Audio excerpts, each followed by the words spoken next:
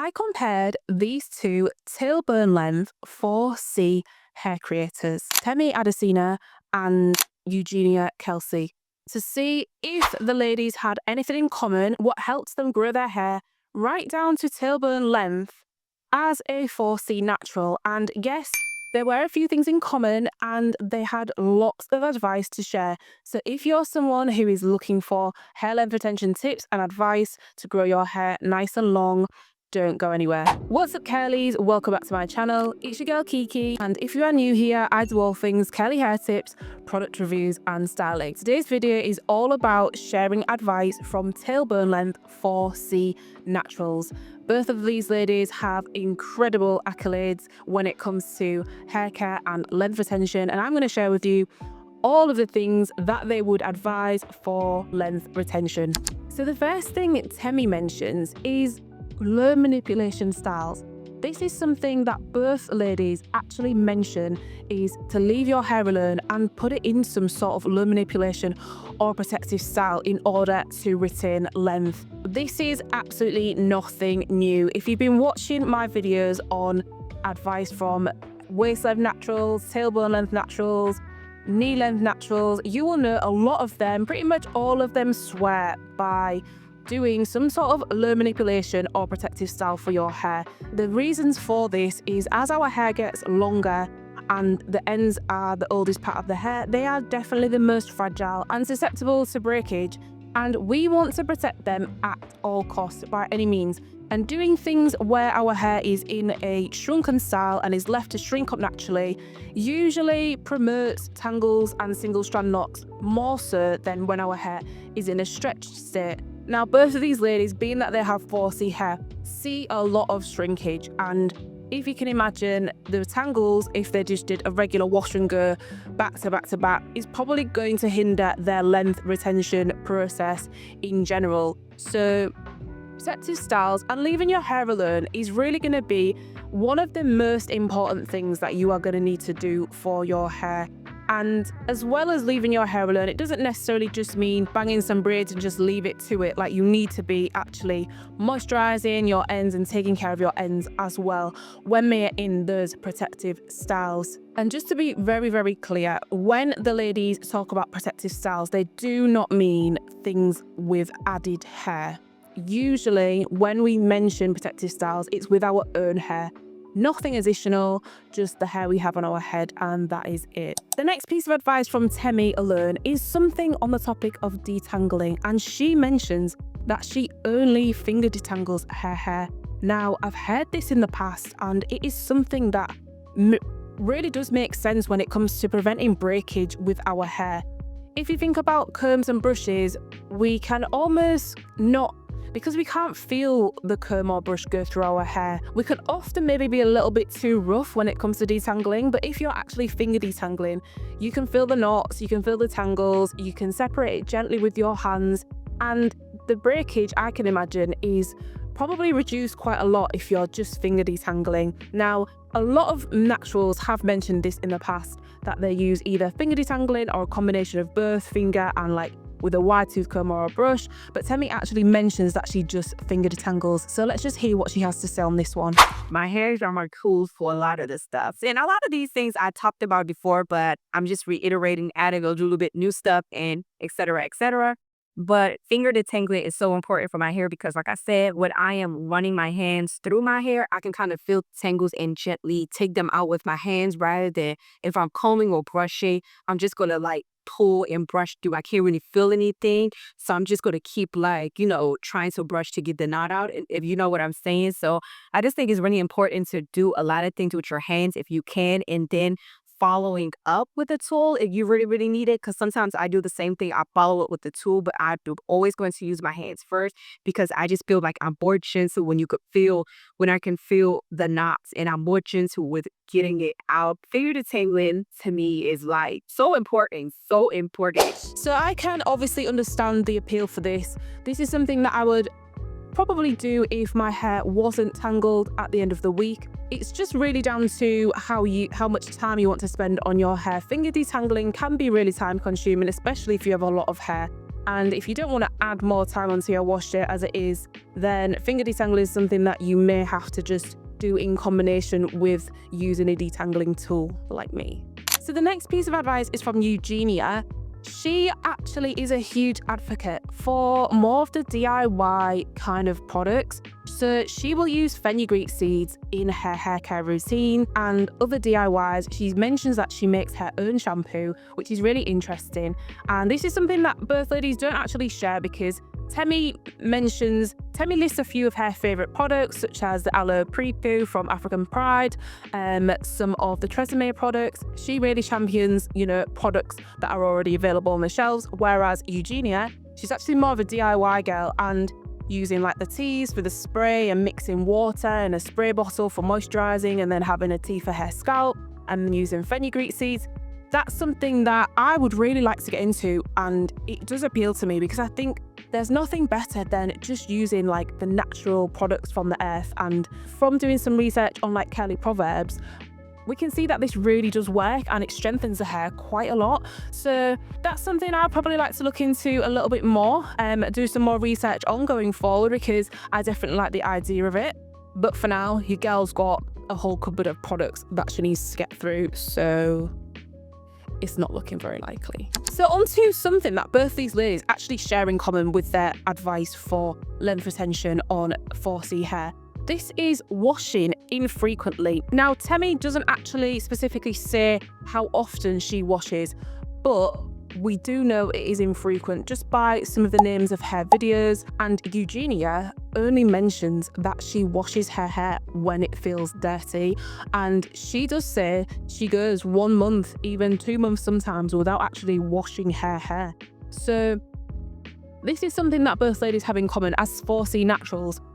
And Temi also mentions that she actually washes her hair in its protective style. So if she has twists in, she will wash it in the twists, which makes sense if your hair is prone to tangling. And it does make sense if your hair is prone to tangles, washing your hair in twists or braids will definitely help that detangling process of overall. Now, if you're a fine haired natural, I don't know about this tip because I have tried it before. And although it works to an extent, my fine hair doesn't really seem to lock in the twists when it is wet that much. It does frizz and tangles within itself. So I would like to maybe try braids next time, but I know twists for fine hair don't really work. Let's hear what Eugenia has to say on this topic of washing her hair. It usually depends. Usually I do it monthly. Usually if I have my hair in cornrows, I do it like 2 weeks. Like, I don't take my cornrows out. I just go in the shower and I just just put water and shampoo on it and just wash it with my cornrows. Like, my cornrows be looking hella raggedy, but it's like my hair is washed and I have my wig on and no one's gonna know that my cornrows are looking raggedy. So my wash routine, it just depends. And sometimes I do 2 weeks, sometimes I do a month, sometimes I do 2 months. I get why she does it. She's kind of gauging her hair and her scalp, and she's doing it as and when needed. And she does mention that if she feels like her hair needs washing within a week, she will wash it. So she won't ignore the fact that it needs washing. But if she can, she will obviously stretch it longer and longer and longer. I don't know how not washing your hair correlates to length retention. I'm not sure how effective overall that would be. That's something I'd really like to look into a little bit more. But for this video, both ladies, we can say definitely don't wash their hair every single week. The next tip is that Temi actually mentions one of her main tips for length retention on her 4C hair is that she likes a conditioner with slip. She has to have a conditioner that has a really good slip to it and her fingers can glide through. She can detangle very, very easily that way and mitigate any knots and tangles and maybe stress that is placed on the hair if there's not a good slip on the product. So we'll just hear a little bit what she has to say on the topic. Slip is basically the amount of, I guess, would I say how watery your, I don't know, because things that are too watery won't give me it has to still penetrate the hair while also provide slip. So it has to do those things. It has to be thick enough where it's getting into your hair and not just sliding down, but it has to have enough spit where it's just not sitting on your hair. I don't know if you get what I mean. That really helps with my favorite detangling process, and it really helps with getting less breakage because the conditioner kind of works as a knot dissolver. This is something I really, really enjoy in a product also. I love when products have a really good slip, and the aloe pre-poo by African Pride, what she also mentions, has like unbelievable slip. And I agree, when it comes to any sort of detangling, you don't want the products to just sit on the hair and you not be able to detangle very thoroughly. I think it is important as someone who has hair that is on the tighter side, and especially if you have any of the type 4 hair category, you're going to want to need a good product to detangle with as well as condition your hair with. So maybe some of her recommendation, I know she does have a video that talks about her favorite products for 4C hair. Maybe look into that one if you're looking for any recommendations. So the next piece of advice from both of these ladies is something that I actually found to be similar between the two, and it's on the topic of trims. Eugenia mentions that she at one point went 2 years without trimming her hair. She says she usually does it every year at most, and Temi mentions that she does hairs every 8 months. So we can class that as pretty much once a year for both ladies. And I think that's really interesting to note that the trim schedules are so far apart in months. I mean, if you are someone who can obviously go 8 months without a trim, then I understand it, because if your ends are intact, if your hair is healthy, you've not got split ends, you've not got any single strand knots, why wouldn't you stretch the trim to as long as possible? But as long as your hair's healthy, it makes complete sense. If you're trying to retain as much length as possible, then we want to avoid the amount of trims we get. However, if you are someone who cannot go that long without getting a trim, then it makes sense to also just trim your hair as and when needed. So this is a really nuanced tip. It's not something that we can just generally follow because 4C Hair Naturals do it, so therefore I can do it. No, there's a lot more to that than just following their kind of regimen. Obviously, if it was me, I can't go 3 months or 4 months without a trim because my ends just be fried. And yeah, it's not something that I've ever been able to do, but we aspire to get there. Kudos to both of these ladies for being able to stretch their hair that long. And that's probably the reason why their hair is as long as it is. So the next piece of advice is actually from Eugenia, and she mentions her moisturizing method. She really focuses on what we would call today the LCO method. So some sort of leave-in or liquid, then followed by a moisturizer, and then sealing it in with like an oil or some sort of butter or something like that. And I think this method is like really, really important. I would categorize it as like one of the most important tips for length retention, because it's all well and good us having nicely moisturized and hydrated hair, but if we can't keep the moisture for at least 3 days without having to re-moisturize, the hair's just constantly going to need to be manipulated and applied water to. So having some sort of routine whereby the hair is hydrated, then it receives, some benefits from the product ingredients that our moisturizer has in it, and then it's sealed in and locked in, then your hair is absolutely thriving. And bearing in mind that our ends are the oldest and most fragile parts of our hair, that is where we do need the oil. It's not all the time just moisturize without oil or seal it in or like with a grease or something like that. We do need that extra layer, especially when it comes to winter time. We need to be protecting our ends with something. So I think this method, LCO method, hands down is one of the most important tips, and Eugenia is someone who does use this method for her hair. So the last and final tip is that Eugenia mentions that she utilizes scalp massages for hair growth.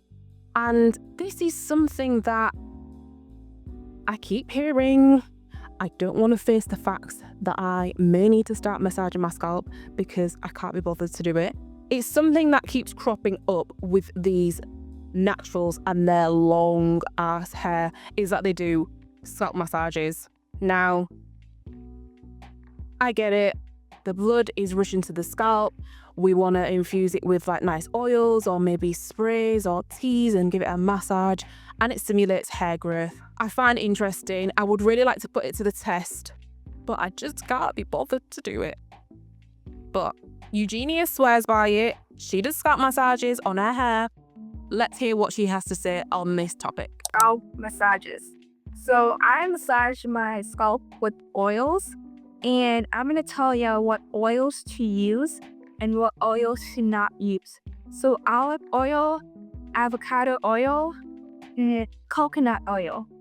Those are oils that you could apply on your scalp, and you can massage into your scalp, and it could penetrate your cuticles, and it could penetrate your hair shaft. So that concludes the video. Hope you enjoyed this advice from 4C Tailbone Length Naturals. Drop in the comments any tips that you would like to take on board, or maybe anything that you want to share with the rest of us naturals on our hair length retention journey, and I will see you in the next video.